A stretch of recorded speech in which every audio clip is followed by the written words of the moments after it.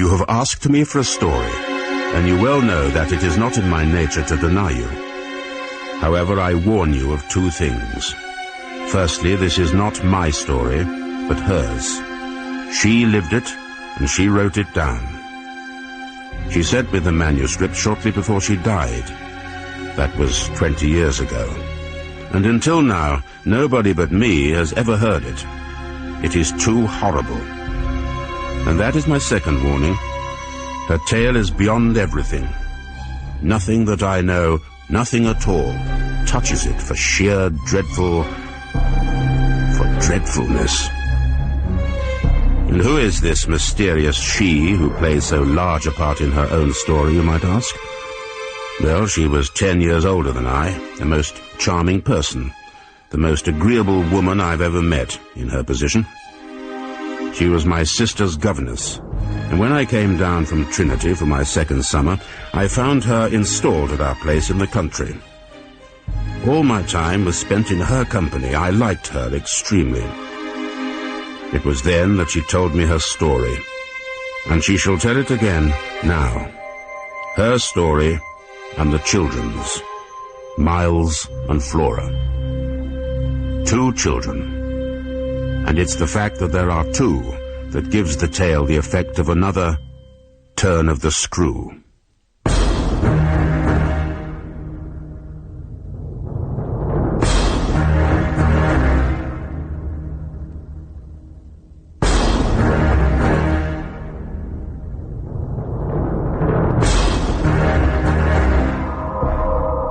The Turn of the Screw by Henry James.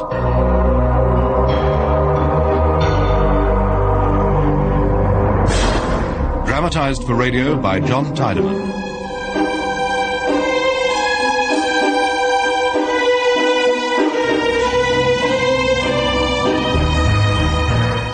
With Charlotte Attenborough as the governess, Rosemary Leach as Mrs. Gross, Sam Crane as Miles, and Sarah Jane Derrick as Flora.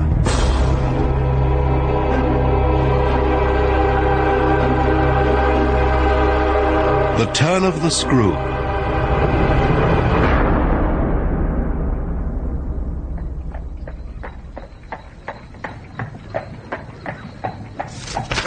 Therefore, in view of the excellence of your qualifications, stated most charmingly and succinctly in your letter of the 15th instant, in reply to my advertisement in the personal column of the London Times, I would be grateful if you could present yourself at my address in Harley Street, so that we can discuss those details which, I trust, will terminate in my engaging you as governess to the 2 children. Oh dear, I should never have come. 2 children. And he, what will he be like? I am a bachelor, ma'am. I am a busy man, and I travel a great deal. The world has been kind to me in the way of worldly riches, and I am prepared in some measure to repay the world by being kind to it. I offer you complete freedom with the children, but on one thing I insist. I am not to be bothered. Do you understand? Yes, sir. Not to be troubled in any way. All responsibility will be yours. I know you have only recently passed 20 years, and that your life in a country parsonage has been a secluded one, and that this is the first time you have sought service in the schoolroom. But you are a woman, not a girl, and I think you have understanding. Thank you, sir. Now, my nephew and niece have been orphans for just over 2 years, and they are completely in my care. I feel sorry for the poor chicks, but they weigh heavy on my hands and on my time, so I want you to relieve me. I will attempt to do my best, sir. Good. Good. I have made my country place, Bly, over to them. It's a big house, but a friendly one, and I've parted with several of my own servants to look after them. You'll find no shortage of labour, I assure you. There's an excellent woman, a Mrs. Gross, in charge of the establishment, and I'm sure you'll like her. Although she's very much the below-stairs type of housekeeper, she's very fond of the children, having none of her own, and they seem somehow to respond to her. But when you get down there, naturally, you will be the supreme authority. I presume, of course, that you do intend to accept my offer. Oh, yes. Yes, of course. Of course. The boy, Miles, is away at school, but during the holidays he, as well as my niece Flora, will be in your charge. I had to send him away, I'm afraid. It was the only thing to be done, since the death of the children's last governess. Death? What did the children's former mistress die of? She just died. It was most unfortunate, but then people do, don't they? Even young people. Well, yes, I suppose so. I hope you won't be lonely down at Bly. As I said, it's a friendly house, full of friends. And you have convinced me that you are, in every sense, the right person for the children. I hope I have managed to convince you. Oh, you have. For some applicants, my conditions have sounded prohibitive, especially my main condition. Your main condition? That you should never trouble me. Never. You must neither appeal, nor complain, nor write about anything. You must meet all questions yourself without any recourse to me. Money and all that will be dealt with by my solicitor. The rest is up to you. You do promise to leave me entirely alone? I promise. I realize what a sacrifice it is for a girl of your years to be making. Oh, sacrifice is usually rewarded. Or so my father taught me. And I'm sure your reward will come. I, for one, am most grateful. And I sense the children will welcome you. And Bly, I know you will love the place. Now, since it is probable we will never meet again, take my hand and accept my offers of good fortune and what is possibly goodbye. Goodbye, sir. And from what you have said, I have no doubts but that I will be extremely happy, both with the children and with Bly.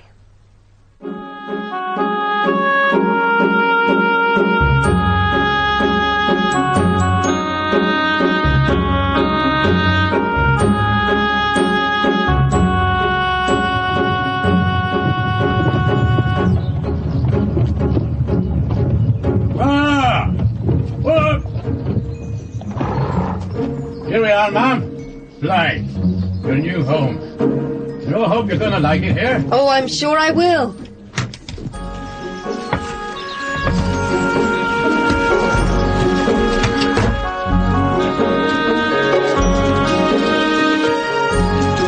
Oh, it's beautiful.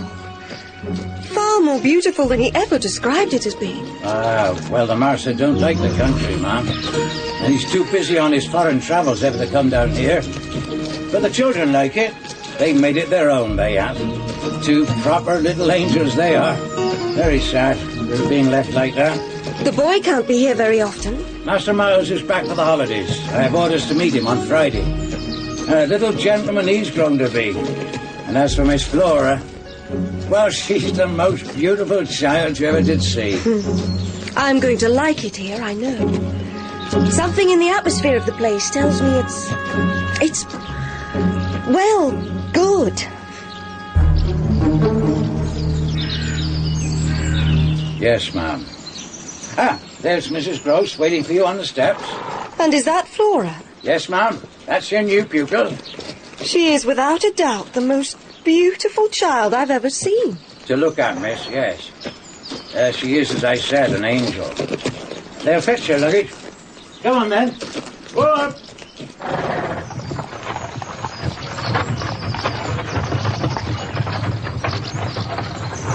So you are Mrs. Gross? Yes, miss. I heard all about you in Harley Street. I hope you were prepared for my arrival. The solicitors told us when to expect you, miss. The master never writes. And you are most welcome to Bly. We all hope you'll be very happy here. I feel at home already. This is Flora. She insisted on coming out to meet you, although really it's way past the time for her afternoon rest. Hello, Flora. I hope we are to be friends. You're so pretty. I know we will be friends. Now I must go and have my rest, or Mrs. Gross will be cross. Oh, not with you, my pet. Never with you. After my rest, if you like, I'll show you the nursery and the schoolroom, and then I'll take you down to the lake and show you the view of the house from there. Oh, please. Now, if you'll excuse me. Oh, and I hope you will be happy with all of us at Bly. She's always shy and formal with strangers, but you'll soon get to know her. Oh, I'm sure I shall. And the little boy, Miles, does he look like his sister? Is he such an angel? Oh, miss, if you think well of this one, you will be carried away by the gentleman. I'm afraid I'm rather easily carried away. Earlier this week, I was a little carried away in London. In Harley Street? In Harley Street. Well, miss, you're not the first, and you won't be the last. Oh, I've no pretensions to being the only one. In any case, I have promised to have no contact with him. The master would have insisted on that. He always has. I imagine he explained my position here. Oh, yes. I am to have complete control of the children, whilst the running of the house and the staff is your affair. It's a big place to run, miss. Well, it's no use our just standing here. I'm sure you want to see your room. How you are to share with little Flora, like the last governess did. Is that acceptable? Perfectly. It's only right. To watch, teach, and form Flora will make me happy and useful. And Master Miles? Well, his teachers are in charge of him, while he's at school, of course. But when he's here in the holidays, he'll be entirely in my care. Entirely. He will be back on Friday, and you will see for yourself what a little gentleman he is. And you will love him, miss. I know you will.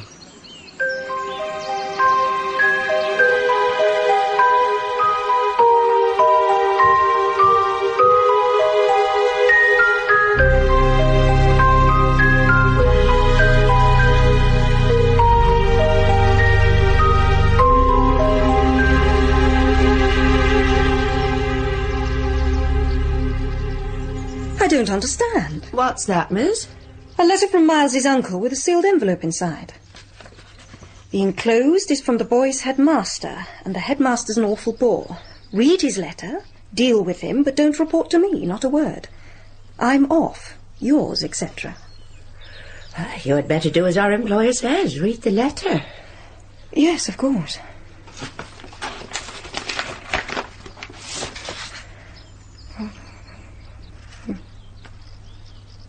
What does this mean?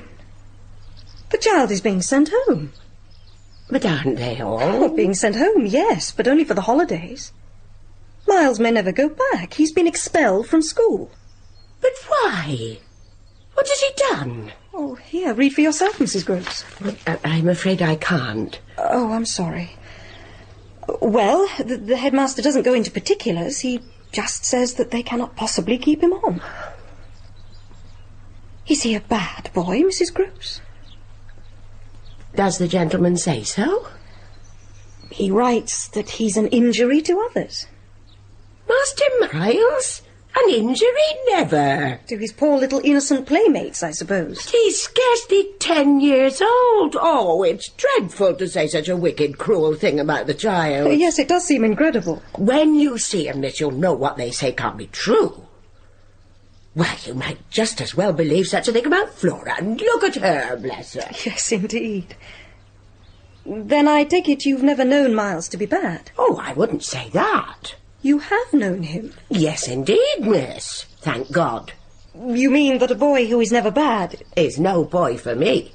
You like children with spirit? Yes, miss. And so do I, Mrs. Gross. But not to the degree to contaminate. Contaminate? Well, to corrupt. Oh, are you afraid Master Miles will corrupt you, miss? No, of course not. It's just that... Tell me, Mrs. Gross, what was my predecessor like? Children's last governess? Well, she was young and pretty. Almost as young and pretty as you. He seems to like us pretty. Oh, he did. It was the way he liked everyone. Who? Why, it was the master. I mean, that's his way. But of whom did you speak first? Of him. The master? Of who else, miss? Did my predecessor see anything in the boy that wasn't right? If she did, she never told me. Was she careful, particular? About some things, yes. But not about all? She's gone, miss.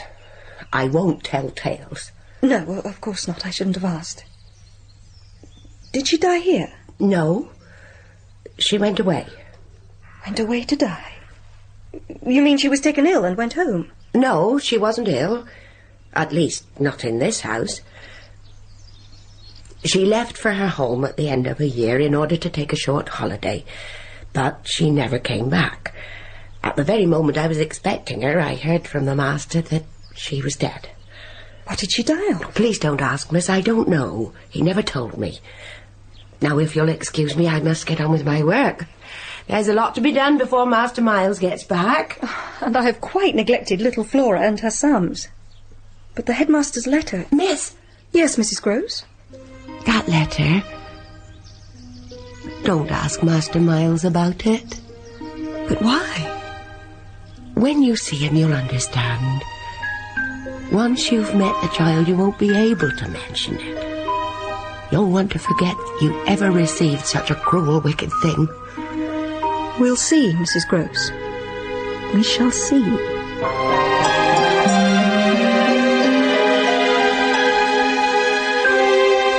Hello, I'm Miles. How do you do?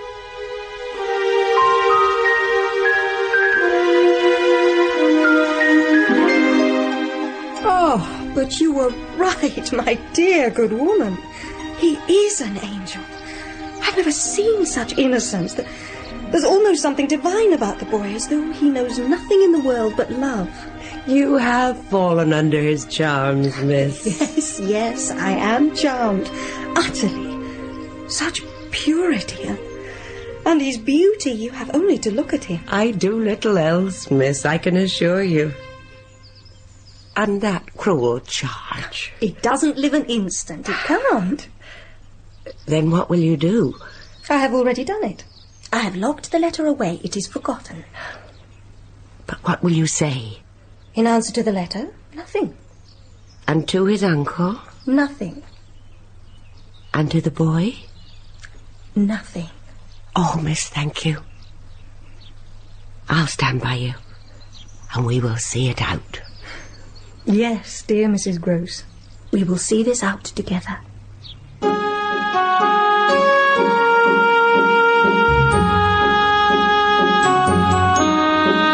Oh, I was under a charm, as Mrs. Groves had said.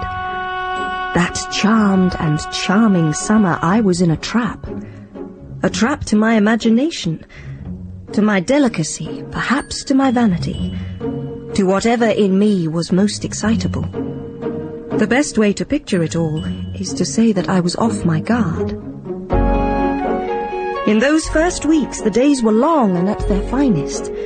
I had accepted the situation of having to give Miles lessons as well as Flora. I was lifted aloft on a great wave of infatuation and pity.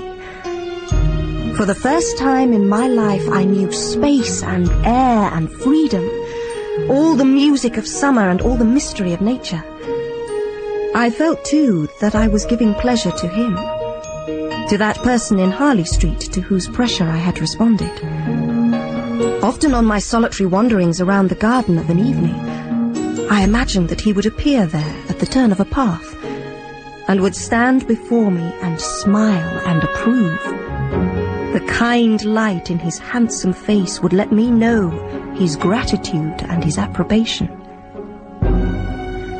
All this was a time of stillness, a time of hush, in which something gathers or crouches. But then it changed, and the change was like the spring of a beast. He stood there. It was as though my imagination had in a flash turned real. He did stand there, not on a turn in a path, but high up on the battlements of a tower at the end of the house, clear in the twilight framed against the gold sky. But the man whose eyes met mine was not the person I had hastily supposed. It was not the image that I had seen in Harley Street, nor anywhere else in the world. The man was unknown to me. We were confronted for long enough for me to ask myself who he was, and although we were too far apart to call to each other, there was a moment at which some challenge, breaking the sudden intense silence, would have been the right result of our straight mutual stare. There was a touch of strange freedom in the sign of familiarity of his wearing no hat, and from his high position he seemed to fix me with the very question which his presence provoked. He never took his eyes from me, and I returned his gaze, transfixed. Then slowly he turned away, and that was all I knew.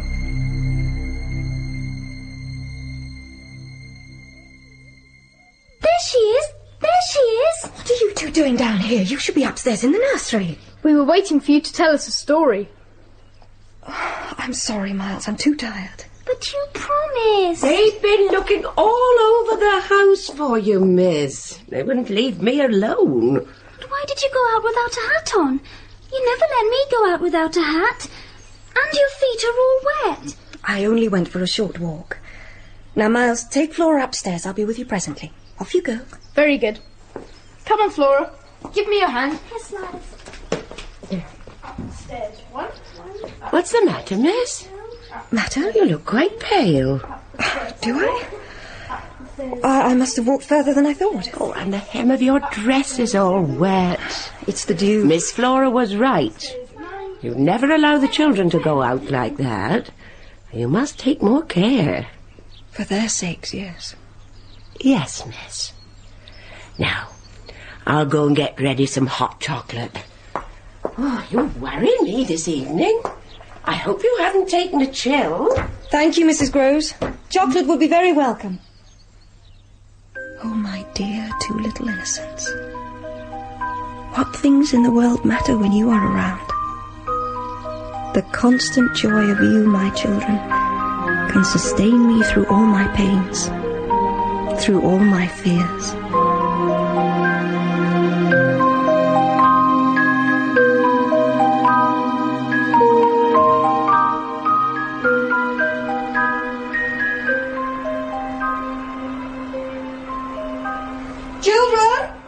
Children, hurry down or we'll be late for the service. Well, Mrs. Gross, could you help Flora button her coat? Of course. And Miles, don't forget to bring down the prayer books. They're on the schoolroom table. Oh, thank heaven the rain stopped. It really would have been impossible to have gone this morning. Well, I'll take an umbrella, just in case. Now, where are Flora's hat and gloves? Gloves? Oh, that reminds me. I left mine on the table in the drawing room. I'll just get them.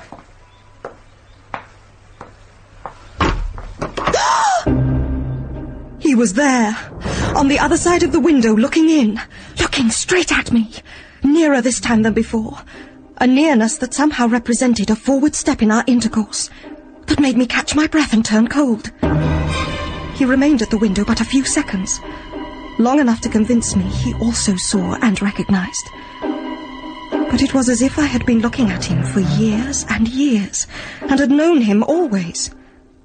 His stare into my face was as deep and hard as it had always been, but it quitted me for a moment, and fixed successively on other things. Then suddenly, I was shocked by a certainty. It was not for me that he had come. He had come for someone else. The flash of this knowledge, for it was knowledge in the midst of dread, gave me a courage that propelled me out of doors, round the corner of the house and along the terrace. But my visitor had vanished. The terrace, the lawn, and the garden beyond, all I could see of the park, were empty with a great emptiness. Then, instinctively, I went to the window and stood where he had stood. I applied my face to the window pane and looked as he had looked into the room. Just then, Mrs. Gross came into the room and pulled up short as I had done, stared as I had done, and turned as white as I must have done. Then she left the room and traced my footsteps out onto the terrace where I stood. She was scared. But why? Why? What in the name of goodness is the matter? Do I look as if anything is the matter? You look awful. You're as white as a sheet. Oh, my dear, take my hand, hold it. You came for me to go to church, of course. But I can't go now. Has anything happened? Yes. How did I look when you saw me through this window? Dreadful. Oh, I've been frightened.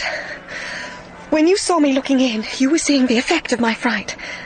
But what I had seen just before was much worse. What was it? A man. An extraordinary man looking in.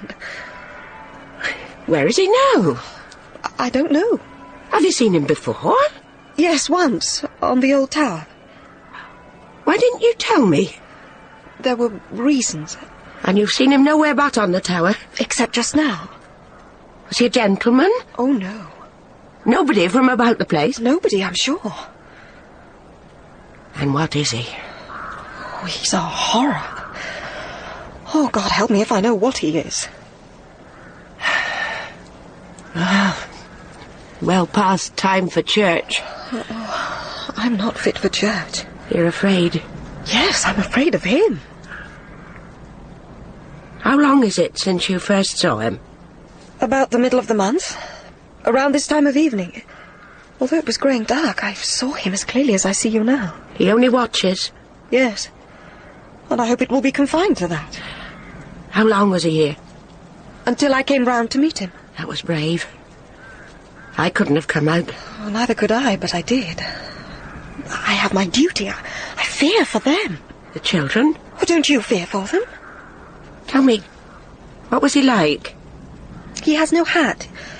Red, curling hair and a long, pale face with good features. Red whiskers and dark eyebrows. His eyes are small and very sharp, very fixed. He has a wide mouth with thin lips, hard lips. Somehow, he has all the appearance of an actor. An actor? Well, not that I've ever met an actor, but he's how I imagine them to be. But he's never... Oh, never a gentleman. Him a gentleman? You know him. But he is handsome. Oh, remarkably. And dressed. I feel he wears someone else's clothes. The master's. Then you do know him. It's Quint. Quint? Peter Quint. The master's man. His valet when he was here.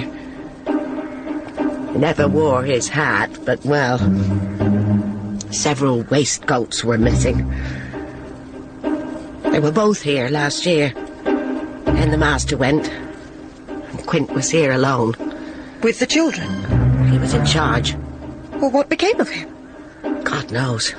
He died. Died?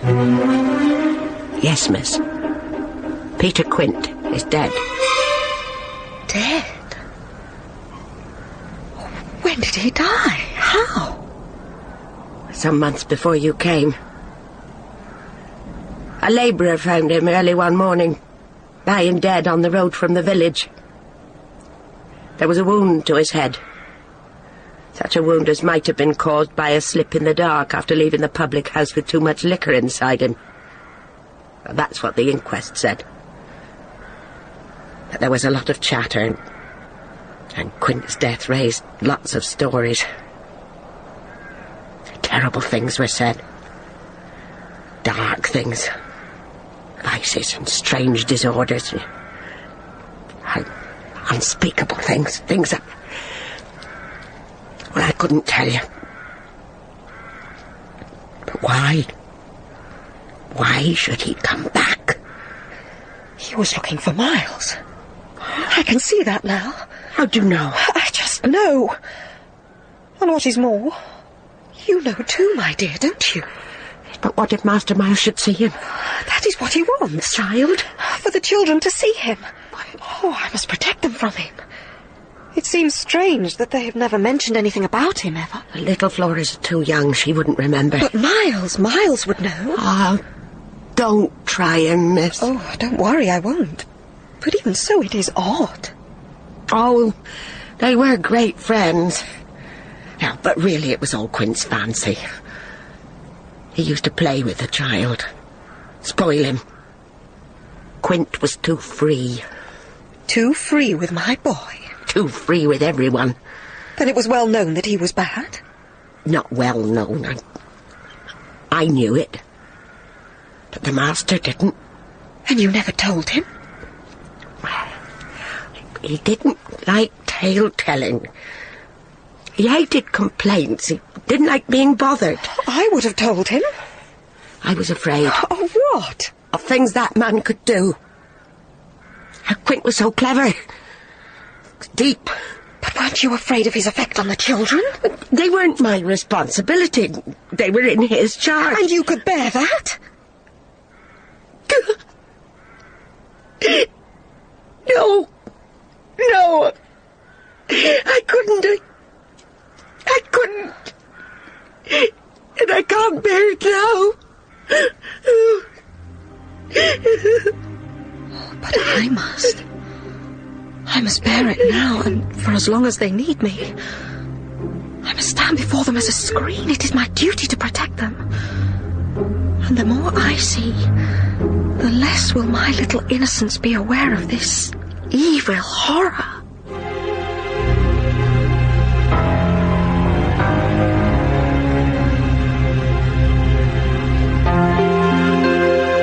But shortly I was saved from this madness, from myself.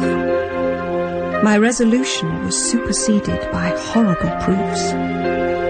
Yes, I say proofs.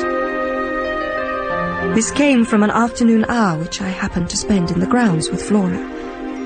We had left Miles on the red cushion of a window seat deep in a book. I was aware afresh with her how, like her brother, she contrived to let me alone without appearing to drop me, and to accompany me without appearing to surround. On this present occasion, I was supposed to be embodying some important historical personage, and Flora was playing very hard. We were on the edge of the lake, which, because of something lately begun in geography, had become the Sea of Azov.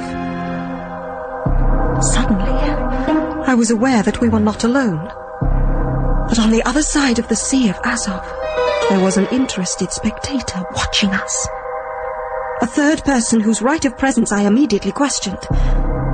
I knew it to be an apparition. My heart stood still with terror, and I wondered whether little Flora would see it too. I awaited some sudden innocent sign of interest or alarm from her. But none came.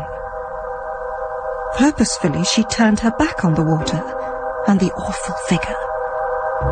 With firm conviction, she interested herself in 2 pieces of wood and began to play with them intently. I realized what she was doing, and turned my eyes to face what I had to face.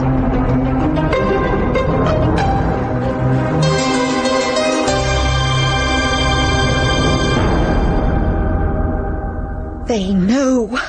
They know. It's too monstrous, Mrs. Gross. They do know. But what? They know all that we know, and heaven knows what else besides. But how? 2 hours ago, in the garden, Flora saw... She has told you? That's the horror. She kept it to herself, not a word from the child. What? How can you be sure? I was there. I saw with my eyes, saw that she was perfectly aware. Aware of him? No, of her. What? A woman this time, but again a figure of unmistakable horror and evil. She was dressed in black, pale, dreadful, on the other side of the lake. How did she come to be there? From wherever it is they come from. She just appeared and stood there. A long way off? Yes, but in feeling she seemed as close to me as you are now. You've never seen her before? Never. But the child has. And yes, you have. It was my predecessor, the one who died. Miss Jessel? Miss Jessel, I know it. How can you be sure? Ask Flora, she knows. No, don't ask Flora, she'll lie. How can you say that? Because I am certain now that Flora doesn't want me to know. Oh, if that's the case, then it's only to spare you. Oh, no. It's because there are depths. Depths. The more I go over it, the more I see in it. And the more I see in it, the more I fear. I don't know what I don't see, what I don't fear. You mean you are afraid of seeing her again? No, I'm afraid of not seeing her. I don't understand. Don't you realize? Flora will keep up this pretense. Perhaps Flora doesn't mind the apparition. Perhaps she likes it. How can a mere child like such things? Isn't that just a proof of her blessed innocence? Oh, let us hope so. For if it isn't, it's a proof of God alone knows what.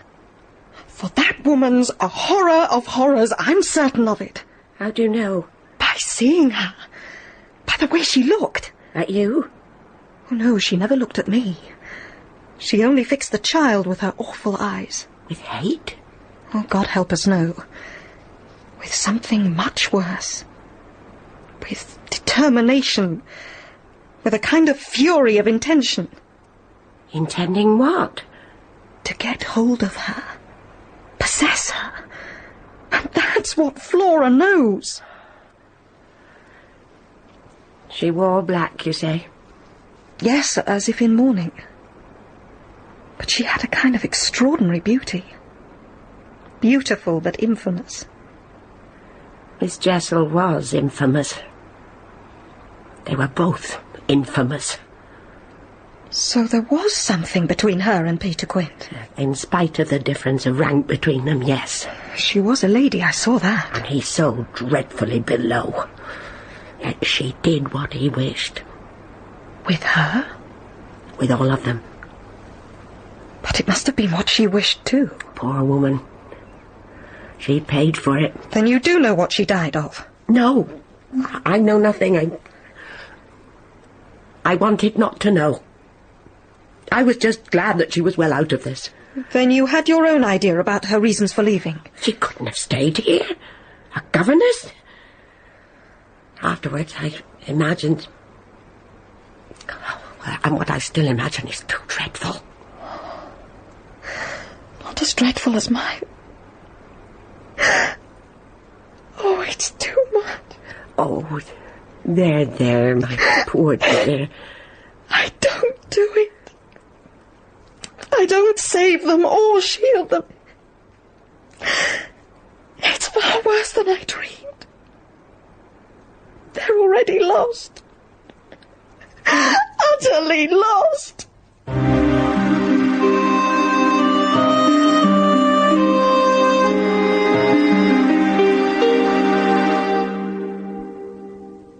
The children are safely asleep, miss, and the rest of the servants have gone to their quarters. Good. Sit down then, Mrs. Gross. Thank you, miss. My mind has been racing. And there are things we must talk out. Of one thing I must be sure. Yes, miss? You don't doubt me in any way. Don't doubt the truth of what I've seen. Well, lass, no. I recognise them both from your descriptions. But one thing I beg of you, miss. Yes? Forget all you've told me. Don't you think that I have any greater wish than to escape from these horrors? But they will appear again and again, of that I am sure. I must learn to accustom myself to their presence. Despite their communion with these creatures, the children do give me a kind of strength. Their voices, their fragrant faces against my cheek, their pressure on my heart make all fall away except their helplessness and their beauty. I find it hard to believe that they are as cunning as Flora's behaviour this afternoon leads me to suspect. It was Quint who taught the boy to be bad. For several months, they were together every hour of the day. Quint was like a tutor to him. But what about their governess, Miss Jessel? Oh, she didn't forbid him. Well, you see, she had the little lady. Couldn't you have tried to separate Quint from the boy? Well, I told Master Miles that I like to see young gentlemen remember their station. And he replied? He denied their relationship. I see. He lied. And what about Quint's relationship with Miss Jessel? Did Miles know what was going on between those two wretches? Well, I don't know, miss, I don't know. But you do, you dear thing, you must. Miles covered and concealed their relationship. Oh, what they have made of him. Well, he's different now. No wonder you were upset when you heard he had been expelled. You knew he was a fiend at school. But I always forgave him. Wouldn't you? Oh, yes, I would. However, I feel that I must now watch him very carefully. Surely you don't accuse him of hiding anything? I won't make any accusations until I have further evidence. And for that, I suppose, I must just wait.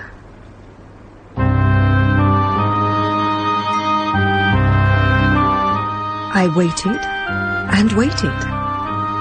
And the days as they elapsed took something from my consternation.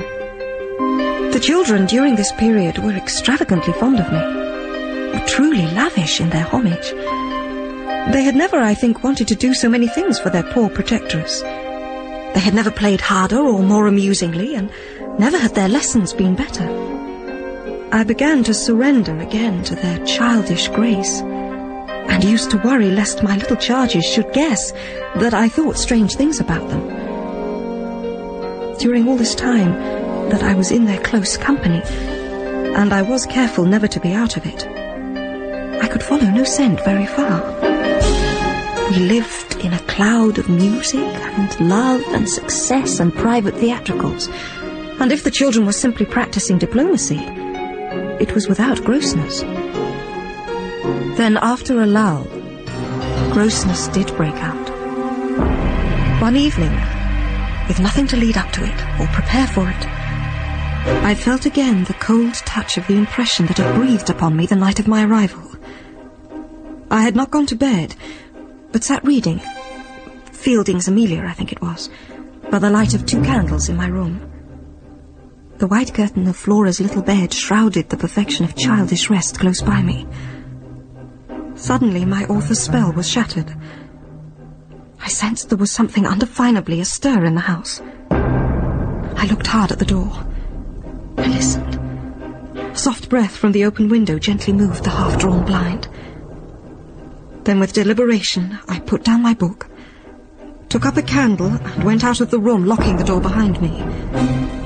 Holding my candle high, I went along the landing till I came within sight of the tall window that presided over the great turn of the staircase. My candle went out, and there, in the early morning light from the window, I saw him, Peter Quint.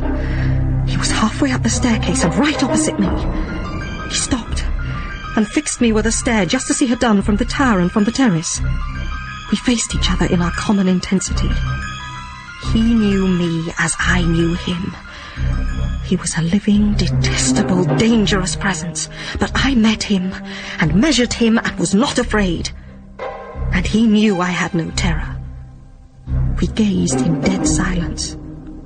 It was as hideous and human as a real interview, and only unnatural in that we did not speak. If I had met a murderer at such an hour in such a place, at least we would have spoken. So long were we there that I began to doubt if I were in life. Then, still in silence, the figure turned and went down the staircase into the darkness and was gone. He had gone. Gone.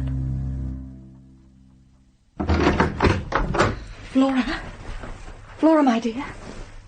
She's gone. The bed's empty, Flora! Did you want me?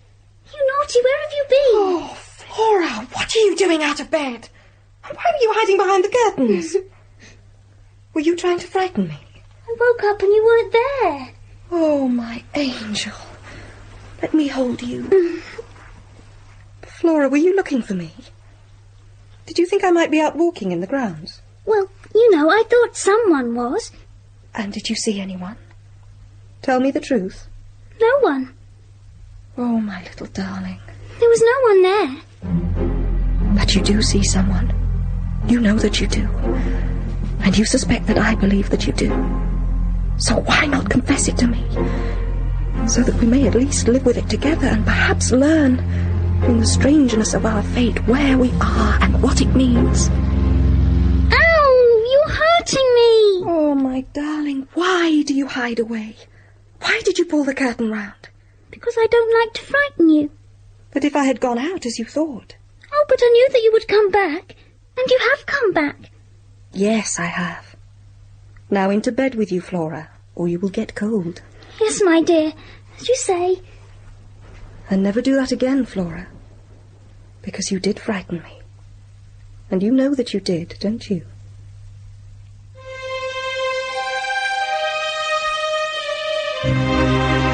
From that night on, I sat up awake until my roommate unmistakably slept. Then I would steal out and take noiseless turns on the landing. But I never met Quint there again. One night, I recognized the presence of the woman, sitting on the stairs with her back to me, her body half bowed, and her head in her hands in an attitude of woe. Then suddenly she vanished, and was nowhere to be seen. On the 11th night after my third encounter with Peter Quint, Flora again got up from her bed whilst I was dozing, and was again at the window peering out into the night. Hidden, protected, absorbed. She was face to face with the apparition we had met at the lake, and could now communicate with it, as she had then not been able to do. She had given herself up. I managed to get to the door and through it without Flora hearing me. Opposite me was Miles's room. Was he at his window? No, he might be asleep. He might be innocent. And besides, the visitor prowling in the grounds was the one with whom Flora was engaged, not my boy. I resolved to look out, and entering an empty room to the left, went to the window. There was a strong moon that night, and on the lawn, diminished by distance, I could discern a figure looking up at me. Or rather, at something above me. There was another person above me, on the tower, and the presence on the lawn was not in the least what I had confidently conceived. It was poor little Miles himself.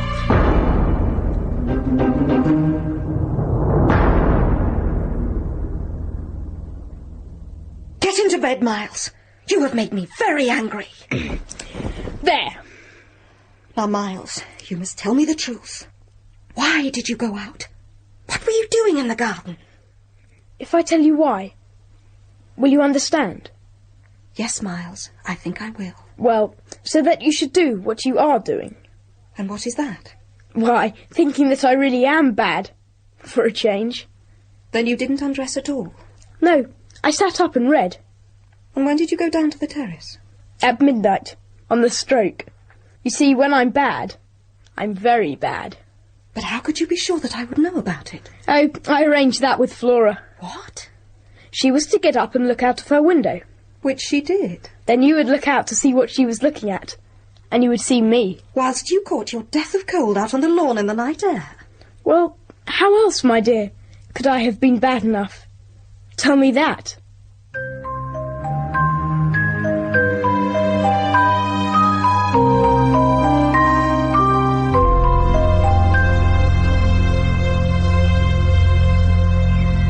It was a challenge, Mrs. Gross. And that's what he gave them a taste of at school. Lord, are you sure? I'm certain that the four of them are forever meeting. It's the children's systematic silence that makes me so sure. Never by the slip of a tongue have they so much as alluded to either of their old friends. Any more than Miles has alluded to his expulsion. And all we can do is sit here and look at them. Yes, look at them. The way he's reading to his little sister, they're like two angels. But even while they pretend to be lost in their fairy tale, they're steeped in their vision of the dead restored. He's not reading to her. They're talking of them. They're talking horrors, I know. What else do you know? I know that it's all a game. They're more than earthly beauty. Their unnatural goodness. It's all part of a contrived policy of fraud. You must admit they have been good. No, they've been absent. It's been easy to live with them because they're leading a life of their own. They're not mine. They're not ours. They're his and hers. Quint's and that woman's? Quint's and that woman's. They want to get our children. But for what? For the love of all the evil that in those dreadful days the pair put into them. To fill them with evil still. To keep up the work of demons. That's what brings the couple back. Yet, what more can Quint and Miss Jessel now do? Do? Don't they do enough? They can destroy the children. They don't know how yet, but they're trying hard. Oh, so far they're only seen at a distance, but there is a deep design to shorten that distance. It's only a question of time. Before the children come to them? And perish in the attempt. Unless we can prevent it. Their uncle must take them away. Who's to make him? You, miss. By writing to say that his house is poisoned and his nephew and niece mad? I? Who am supposed to give him no worry? Make him come to you. Him? To me? He ought to be here. He ought to help. Can you really see me asking him for a visit? No, it's out of the question, Mrs. Gross. Yes, miss. If you should lose your head so far as to appeal to him for me, I warn you, I would leave you on the spot, both him and you.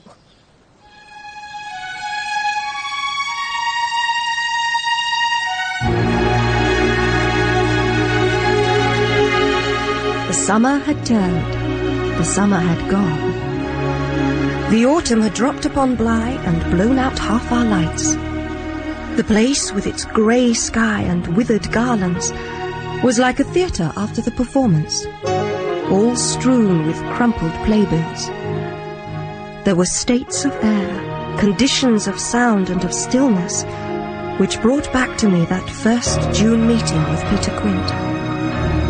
There was many a corner round which I expected to come upon him, many a sinister situation which would have favoured Miss Jessel. But I met neither of the infamous pair, and we remained unmolested. With the children, I had a tacit agreement never to mention the subject which so obsessed me. I longed to make a direct accusation, but somehow they forced delicacy upon me, and I entered into their game of silence. Even so, I was unable to rid myself of the cruel idea that Miles and Flora saw even more than I knew. Terrible and unguessable things that sprang from their relationship in the past. However, in spite of my tension and of their triumph, I never lost patience with them. Then relief came. The sort of relief that a snap brings to a strain, or the burst of a thunderstorm to a day of suffocation. And when the change came, it came with a rush. We were walking to Sunday church one clear autumn morning. Flora was ahead with Mrs. Gross, and Miles, sprucely dressed by his uncle's tailor, and with the grand air of one aware of the rights of his sex and situation, was walking like a little gentleman silently at my side. We continued for some while in this way. Then when he spoke, the curtain rose on the last act of my dreadful drama. Look here, my dear. When in the world, please, am I going back to school? What did you say, Miles? When am I going back to school? I mean, for a fellow to be with the lady always. And always the same lady? Well, I know she's a jolly perfect lady, but after all, I'm a fellow that's, well, getting on, you see. Oh, yes, you're getting on. And I have been awfully good, haven't I? No, Miles, I can't say that. Except for that one night. Which night would that be? Why, when I went down. Went out of the house. Oh, yes. But I forget now what you did it for.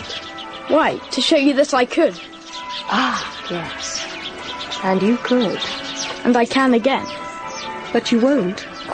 Will you, Miles? Not that again. That was nothing. No, nothing at all. You still haven't said when I'm going back to school. Were you very happy at school? I'm happy enough anywhere. Then if you're happy here... Oh, but I don't know as much as I want to. I want to see more life. I see. Well, we're here now and must go in. We'll talk about it all later. I want my own sort. There are not many of your own sort, Miles. Except perhaps dear little Flora. Would you compare me with a baby girl? Or don't you love your sweet sister? If I didn't, and you too, I didn't? Yes, Miles. If you didn't. Well, you know what. Do I?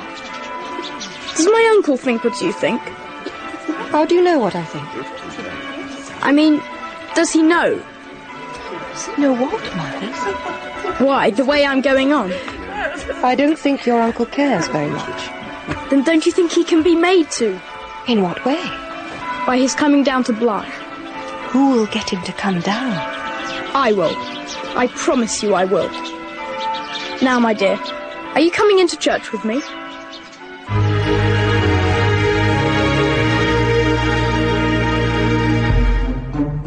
But I didn't follow him. I just sat there on a tombstone until I had grasped the full implication of what my little friend had said. He had revealed to me both a consciousness and a plan.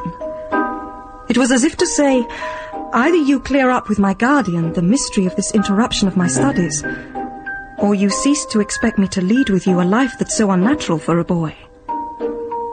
He had gathered my feelings as far as his uncle was concerned, and had used my fear of troubling that person to gain his own freedom. And there was only one end to my predicament. I must give the whole thing up. Now, whilst almost the entire household was at church, I must collect my things and go from Bly. Back at the house, all was a Sunday stillness in which I met no one. My quickness would have to be remarkable if I were to catch a train, and the problem of a conveyance to the station had to be settled.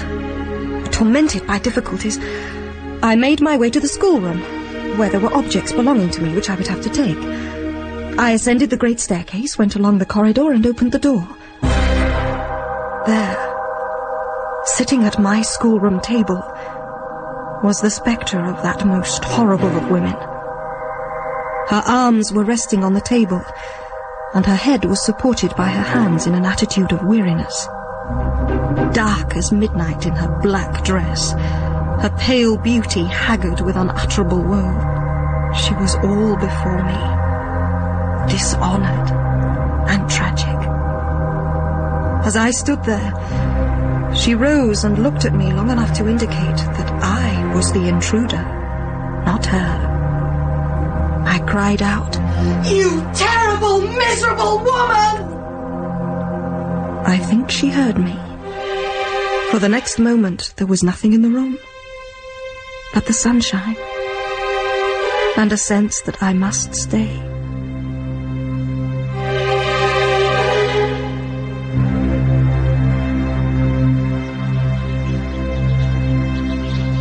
Whatever happened to you, miss? Why didn't you come into church with Master Miles? Oh, I only went to church with you for the walk.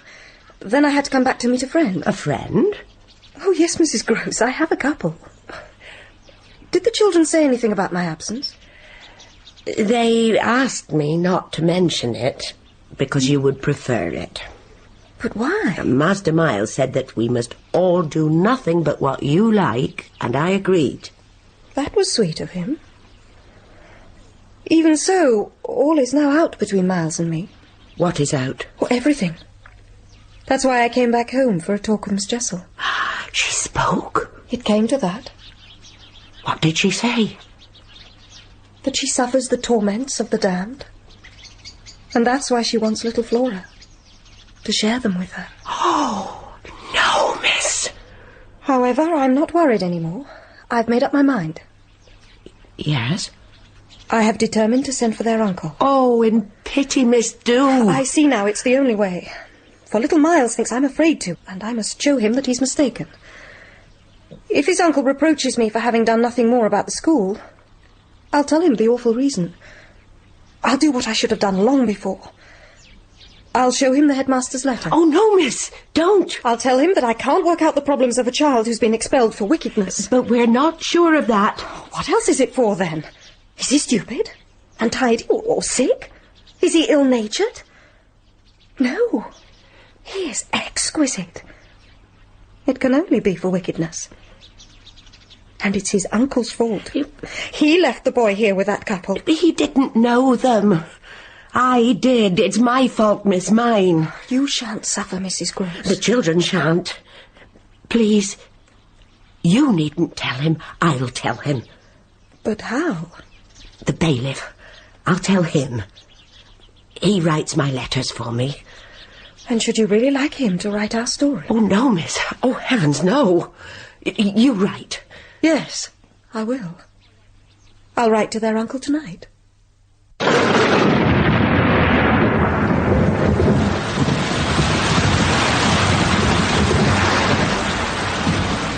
That evening the weather changed, and I sat beneath the lamp with a blank sheet of paper before me, listening to the elements. What in reality I was listening for was some betrayal of Miles not being at rest. My obsession finally led me to take up a candle and cross the passage to Miles's room. No sooner had I reached the outside of his door than a voice cried out, I say, you out there. What are you up to? Come in. Miles, how did you know I was out there? Do you think you made no noise? Then you weren't asleep. Not much. I lie awake and think. What do you think of? Of you, my dear, of course. As proud as I am of that, I would far rather you went to sleep. I also think about this strange business of ours.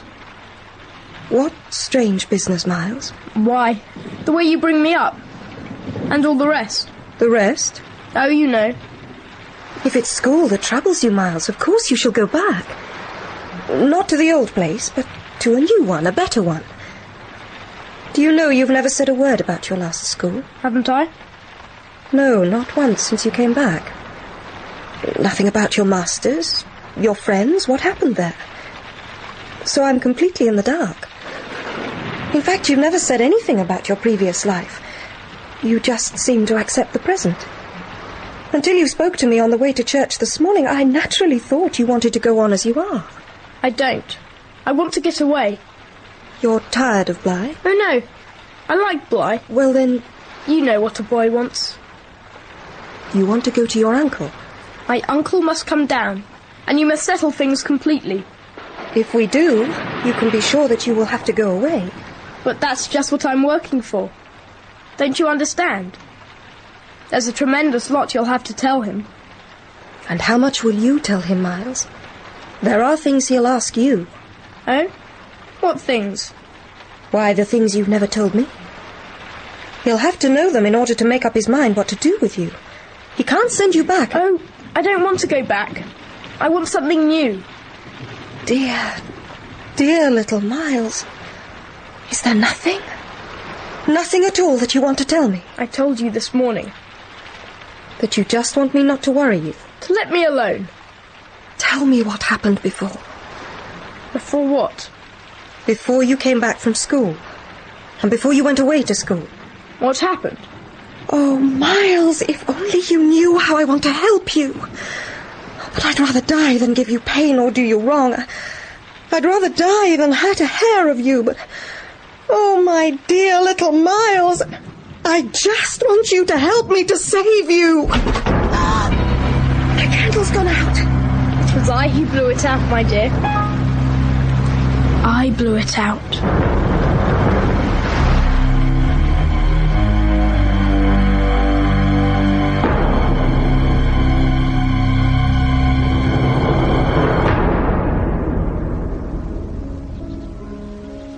Mrs. Gross! Mrs. Gross! Did you write last night? Yes, the letter's in my pocket. But what worries me at the moment is Flora. Flora? Yes, where is she? I was with Miles in the schoolroom. He was playing the piano. Oh, I see it now.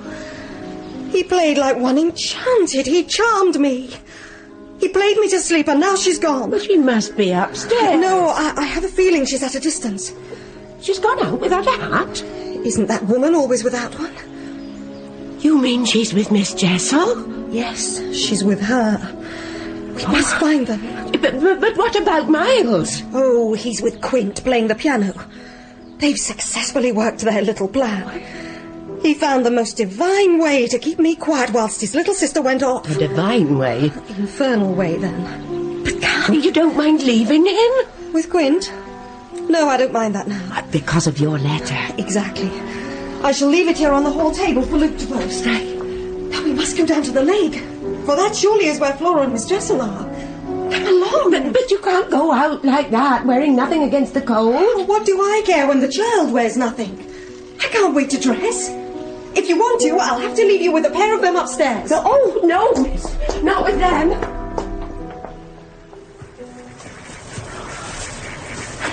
Miss, you don't think she's in the lake? She may be, though it's nowhere very deep. But I think it more likely that she's across the lake. On the very spot where she and I saw the apparition the other day. When she pretended not to see? Yes. I've been sure all along that she wanted to go back there alone. And now her brother and his friend have managed it for her. Do you really think they talk about them? Oh, I'm certain they say things that if we heard them would simply appall us. And if Flora is there, then is Miss Jessel there as well? Oh, beyond any doubt. We shall see.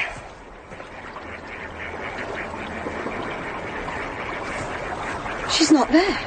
I can't see a trace of either of them. No, wait. What? The boat's gone from its mooring place. Flora has taken it. Then where is it? I'm not seeing it is the strongest proof. You'd see it if it had just drifted away. She's used it to cross to the other bank, and then she's managed to hide it. All alone? That child? She's not alone. And at such times, she's not a child, Mrs. Gross. She's an old woman. Look! What? I'm sure I can just make out the shape of the boat, concealed behind that clump of trees near the water's edge. But if the boat's there, where's Flora? That's what we must find out. By going all the way round? Of course, it won't take more than 10 minutes. Even so, it's far enough for the child to prefer not to walk. She rode straight across. Come on.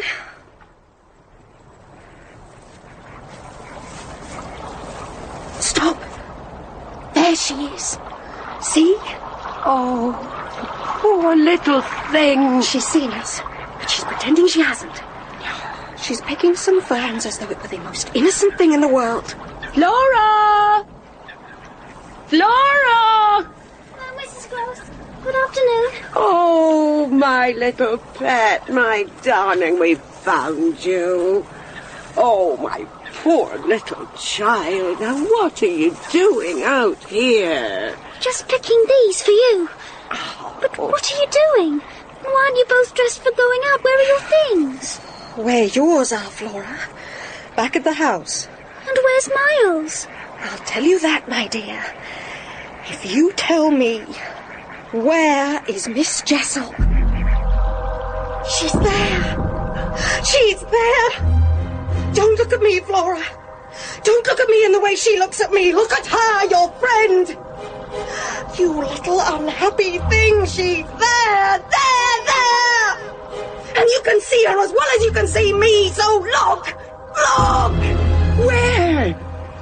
Miss, to be sure, I can't see anything. She's there on the other side of the lake. At the very spot where you and I were standing about 10 minutes ago. Well, I can't see her. And I think it's a dreadful turn to have in front of the child. You mean you can't see her as we do? You don't see her now? Why, she's as big as a flaming fire! Only look, dear woman, look! Mrs. Gross. She isn't there, Flora, my sweet. Nobody's there, and you never saw anything. How can you have seen Miss Jessel when poor Miss Jessel's dead and buried? We know, don't we, pets? It was all a mistake, a joke. And we'll go home as fast as we can. But surely you can see her! I don't know what you mean. I see nobody. I see nothing. I never have. I think you're cruel. And I don't like you. I want Mrs. Gross. Yes, Flora. my darling, my angel. Take me away. Take me away, oh please take me away from her. From me? Yes, from you.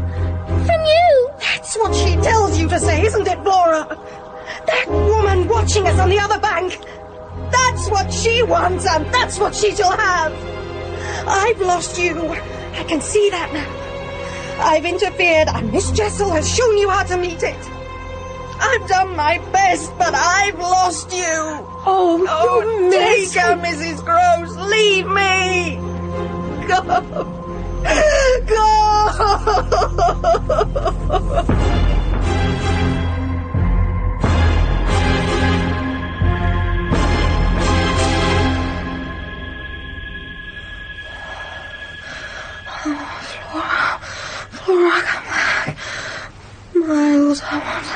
No, Mr. Bly, no, Miles. Miles, come back. Wake up. I brought you your morning tea. Oh, Mrs. Gross. There was no need for you to bring it. I'll put the tray on the table.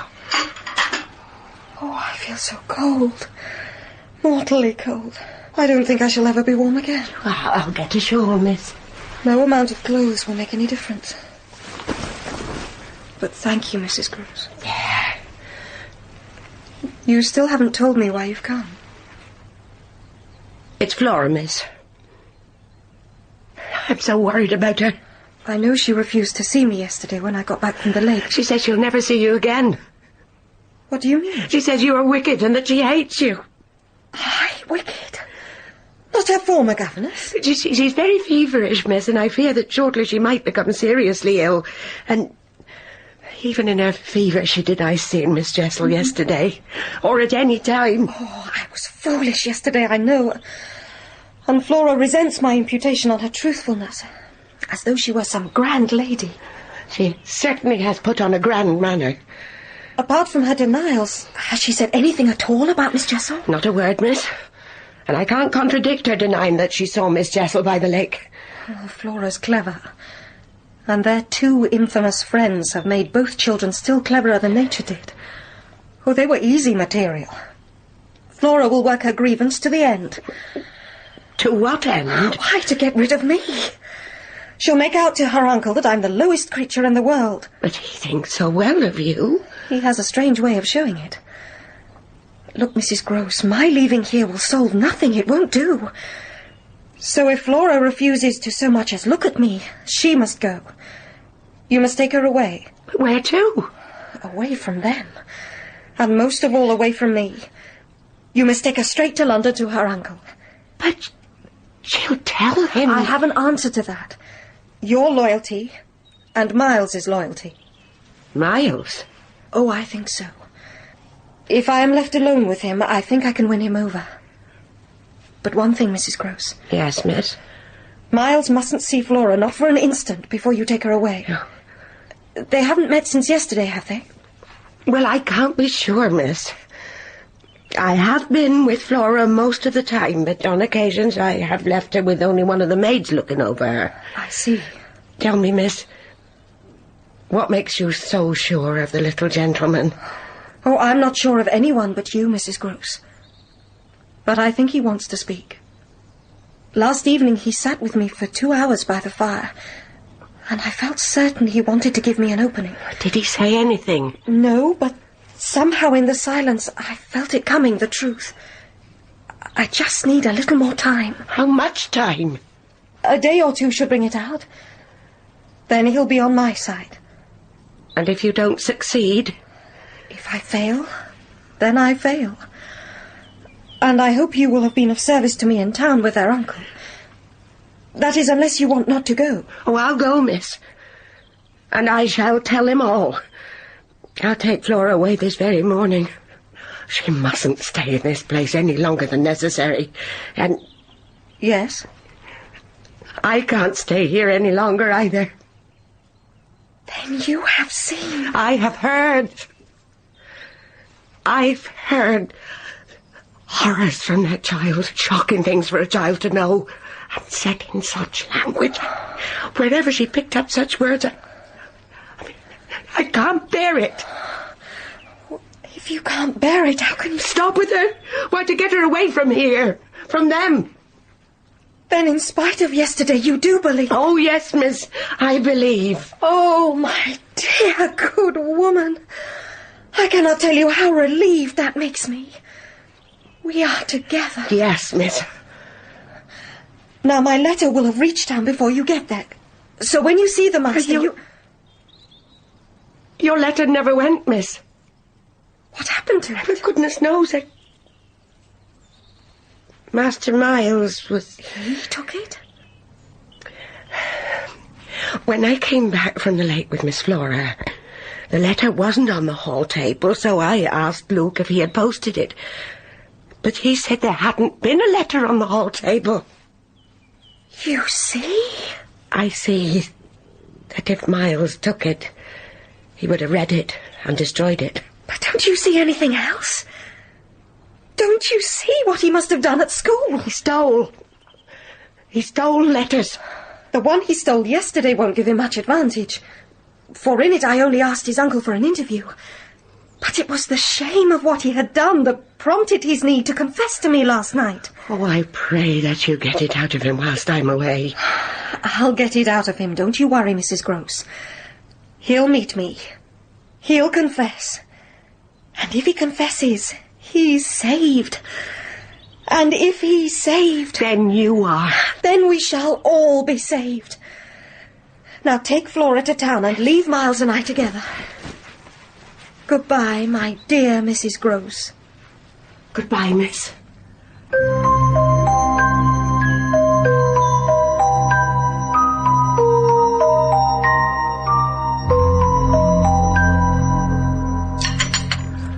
Have you had enough to eat, Miles? Yes, thank you. And thank you for letting me carve the mutton. It's what a man should do. And one day I will be as good at it as Luke. I'm sure you will, Miles. Now that Flora has gone, are you and I always to have meals together here in the dining room? It's more sensible than you having them on your own in the nursery, isn't it? Oh, yes. Yes. I say, my dear, is she really very awfully ill? Little Flora? Not so bad that she won't be better very shortly. London will set her up. You see, Bly had ceased to agree with her. Did Bly start to disagree with her all of a sudden? Not so suddenly as you might think. I had seen it coming on for some time. Then why didn't you get her away before? Before what? Before she became too ill to travel. She's not too ill to travel, though she might have become so if she had stayed. I had Mrs. Gross take her away at precisely the right moment. I see. So now we are alone? More or less, but not entirely. We shouldn't like that, should we? No, I suppose we shouldn't. Of course we have the others. We have the others, yes. But even though we do have them, they don't count for much, do they? It depends what you mean by much, doesn't it? Oh, yes. Everything depends. Can I please get down now, my dear? Yes, of course you can. He left the table and went to the great high window that looked out onto the terrace and out towards the grounds. It was that same window through which, that Sunday in June, I had seen Peter Quint for the second time. Miles rested his forehead against the glass and looked out, contemplating the stupid shrubs and the dull things of November. Suddenly, I received from the boy's embarrassed back the impression that I was no longer barred.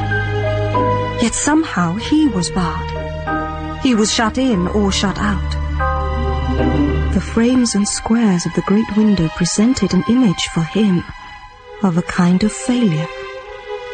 He seemed to be looking through the haunted pane for something he couldn't see, and he appeared anxious.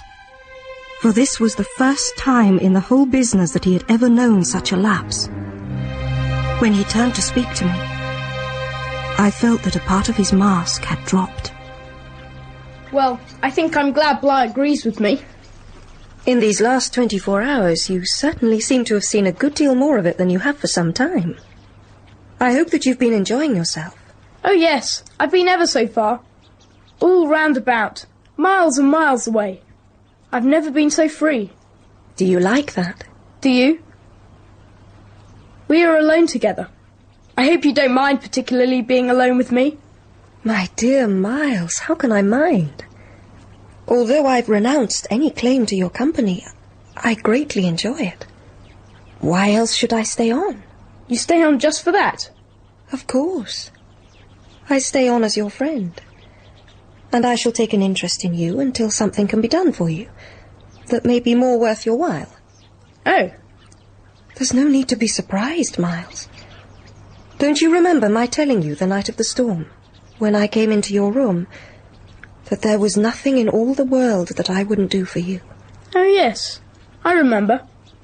But I think that was really to get me to do something for you.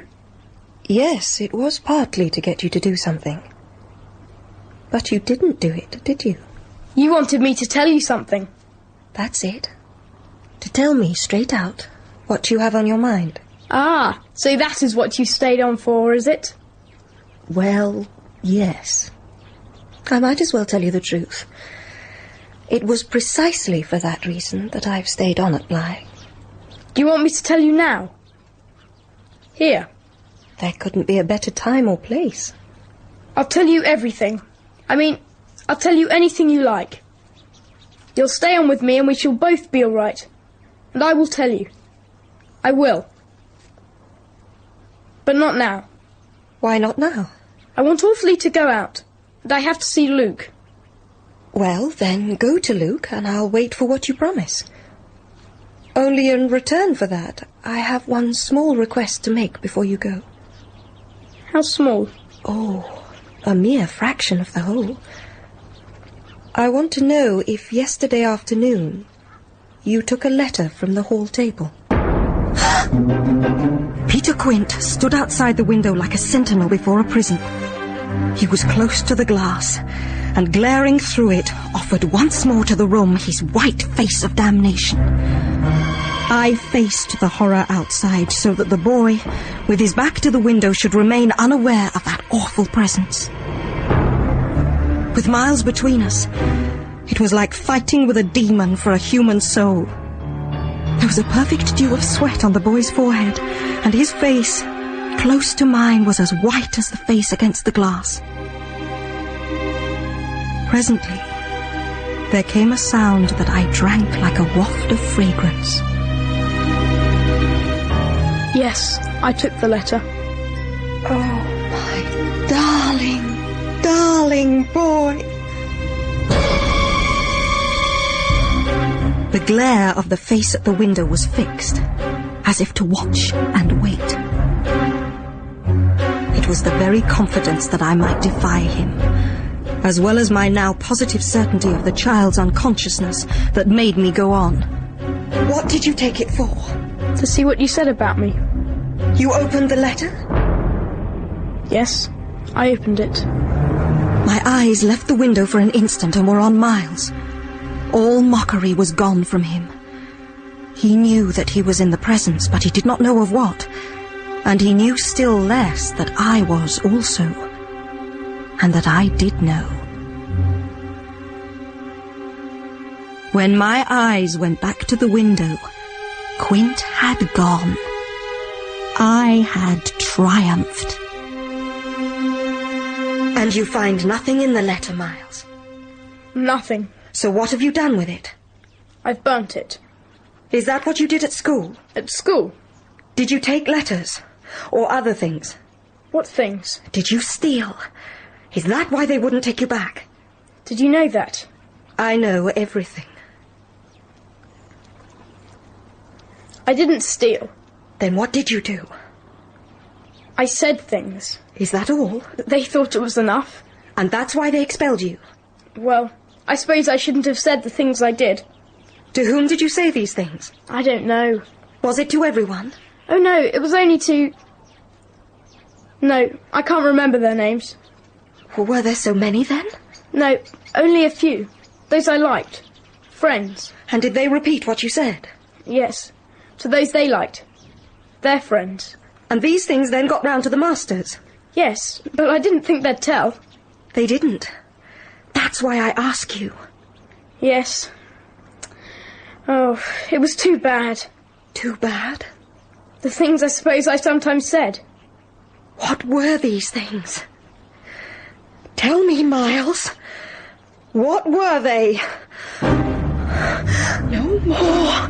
No more, no more. Miles, don't look at the window. Look at me. At my eyes only. Don't go there, my darling. Oh, let me hold you tight, my precious little innocent. Oh, so tightly. Is she here? She? Miss Jessel! Miss Jessel, of course! No, Miles, it's not Miss Jessel. But it's at the window right in front of me. It's there. The coward, the horror, it's there for the last time. It's he. Miles, tell me. Whom do you mean by he? Peter Quint, you devil! Where is he? Oh, what does it matter now, own one? Oh, what will he ever matter? I have you and he has lost you forever. Turn round. Look! There he is! There! There!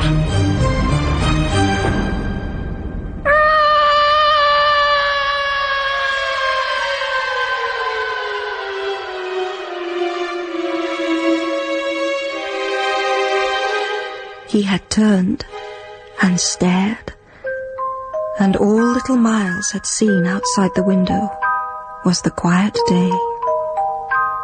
I caught him as he fell and held him, but I knew at the end of a minute what it truly was that I held. We were alone with the quiet day, and his little heart, dispossessed, had stopped.